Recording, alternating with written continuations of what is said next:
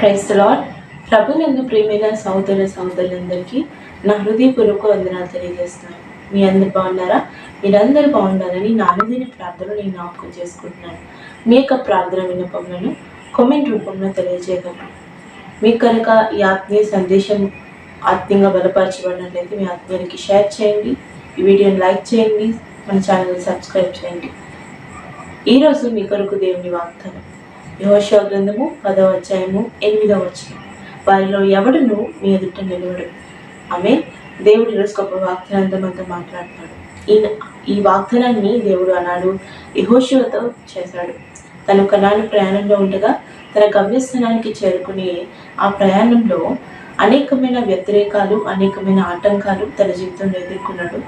కానీ వాటన్నిటినీ అధిగమించగల శక్తిని, జ్ఞానాన్ని దేవుడు యెహోషువకి తన సైన్యానికి దయచేశాడు. ఈరోజు ప్రియ సహోదరి, ప్రియ సహోదర, మన జీవితంలో కూడా మన గమ్యస్థానానికి, మన యొక్క జీవితంలో మనము ఏదైతే పొందుకోవాలనుకుంటున్నామో, ఏదైతే సాధించాలనుకుంటున్నామో దాన్ని పొందుకునే క్రమంలో, దాన్ని సాధించే క్రమంలో అనేకమైన వ్యతిరేకాలు, అనేకమైన అడ్డంకులు, అనేకమైన ఆటంకాలు వస్తూ ఉంటాయి.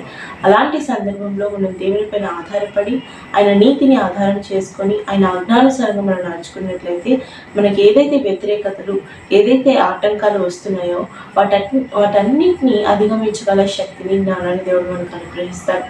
అవును, సాతానుడు మనల్ని కృంగదీయాలని, మనల్ని పడద్రోయాలని, మనల్ని బలహీనపరచాలని అనేకమైన వ్యతిరేకతలను, అనేకమైన యత్నాలు, ప్రయత్నాలు చేస్తూ ఉంటాడు. అయినప్పటికీ మనం కృంగిపోకుండా బలముగా, శక్తి కలిగి మనకు కలిగే ప్రతి ఆటంకాన్ని మనం ఎదుర్కోవాలంటే మనకి దేవుని మీద విశ్వాసం అవసరం. ఆయన మీద విశ్వాసం ఉంచి ఆయన నీతిని ఆధారము చేసుకొని మనం ఆయన ఆజ్ఞానుసారంగా, ఆయన మాట చొప్పున మనము ఆయన అడుగుజాడల్లో, ఆయన యొక్క ఆజ్ఞానుసారంగా మనం నడుచుకున్నట్లయితే మన జీవితంలో ఏదైతే మనం ఆటంకాలు ఎదుర్కొంటున్నాం మన జీవితమైన ప్రయాణంలో అదంతా అధిగమించగల శక్తిని, జ్ఞానాన్ని దేవుడు మనకి ఇస్తాడు. అవును, ఒక ప్రయాణంలో అనేకమైన ఆటంకాలు, ఎప్పుడు సాఫీగానే మన జీవితం కొనసాగదు.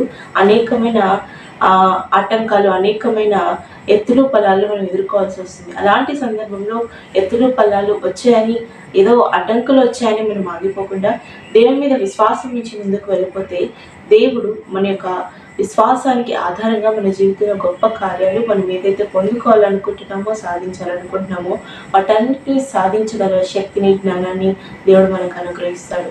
అటు రీతిగా చిన్న వాగ్దానాన్ని దేవుడు మనందరి జీవితంలో నెరవేర్చును గాక. ఆమేన్.